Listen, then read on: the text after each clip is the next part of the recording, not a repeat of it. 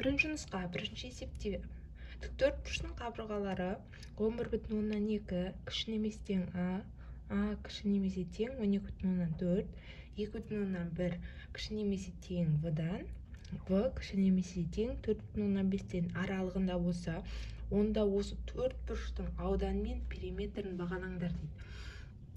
Бізде а мен в-ның мәні нақты берілмеген. Енді ол бізде примерно шамамен деп аламыз. Сонда мына бірінші ауданды табу үшін а көбейтілген с тең а көбейтілген в формула. Енді мына екеуін бір-біріне көбейтіп шығамыз. Сонда көбейткен кезде 23,52 кейін 55,8, яғни аудан осы екі мәннің аралығында жатыр деген сөз. Келесі периметр. Периметрдің формуласы 2 көбейтілген а қосылған в, яғни ені мен ұзындығын қосып 2-ге көбейтеміз. Сонда мына жердегі берілген мәнді де барлығын бірінші қосамыз да 2-ге көбейтеміз. Сонда бізде периметр шығады.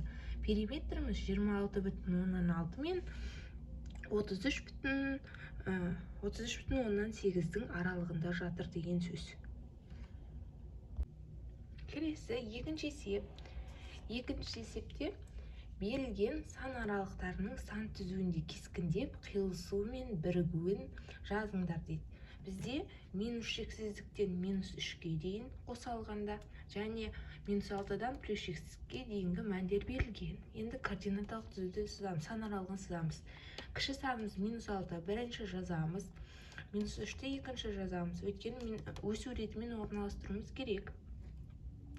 Мына жерде бізде минус 6-да қарапайым жақша болғандықтан біз шеңберді боямаймыз, қуыс күйінде қалдырамыз. Ал минус 3 бізде қатаң жақша болғандықтан шеңберін бояймыз.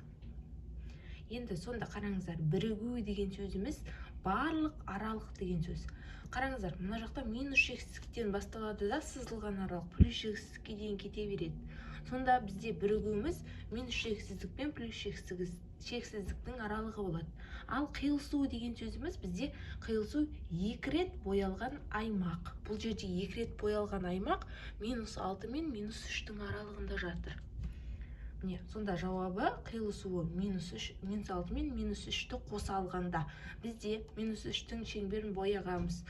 Өйткені қатаң жақша. Сол үшін минус 3-те қатаң жақша, ал 6-да қарапайым жақшаны жазамыз. Қиылысуы міне осы болады. Үшінші есепте берілген, төмендегі сан аралықтарын теңсіздік түрінде жазыңдар дейді. Бізде бірінші минус 3 пен минус 3-ті қоса алғандағы 6-ға дейінгі аралығы берілген. Бұл деген сөзіміз x минус 3 пен 6-ның арасында жатыр деген сөз. Мына жердегі жақша бізде қатаң емес теңсіздік, мына жерде қатаң теңсіздікті білдіреді. Сонда минус 3 кіші немесе тең x-тан x кіші 6-дан болады. Ал келесі 3,5-ті қоса алғандағы минус шексіздікке дейінгі аралық берілген. Ол деген сөзіміз бізде минус 3,5-тен бастап барлық оң таңбалы сандар деген сөз. Сонда 3,5-тен плюс шексіздікке дейінгі сан міне былай жазылады. Келесі төртінші есепте теңсіздіктер жүйесінің бүтін шешімдерінің санын табыңдар дейді. Бірінші біз теңсіздікті шешіп аламыз, одан кейін осы жауапты қанағаттандыратын барлық бүтін шешімдерді табамыз. Енді мына теңдеу берілгені бойынша x-тарды бір жаққа, сандарды екінші жағына жинаймыз. Бізде енді жүйе болғандықтан екеуінде бірде алып жүреміз. Енді 2x-тан x азайтсақ x болады, 3x-тан x азайтсақ 2x болады. 5-тен 7-ні азайтсақ минус 2 болады, 8-ден 2-ні азайтсақ 6 болады. Сонда x үлкен минус 2-ден шықты. Ал екіншісінде 2x, мына жердегі 2 көбейтіліп тұрғандықтан теңсіздіктің екінші жағына бөлу болып барады. Сонда x кіші 3-тен болып жазылады.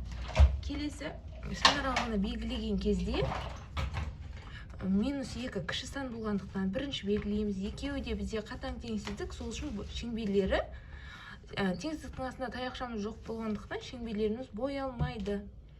Енді екеуі де боялмайды бізде. Сонда минус 2 мен 3-тің аралығында болып жатыр. Енді -2 де 3 де есептің шартына кірмейді. Сонда -2-ден кейінгі сан -1, -1-ден кейін 0, 0-ден кейін 1, 1-ден кейін 2, 3-ті жазбаймыз. Өйткені бізде шеңбер боялмаған. Ал егер шеңберіміз боялғанда біз жауапқа кіргізетін едік мәнін. Боялмағандықтан -1, 0, 1, 2 ғана кіреді. Осы 4 сан.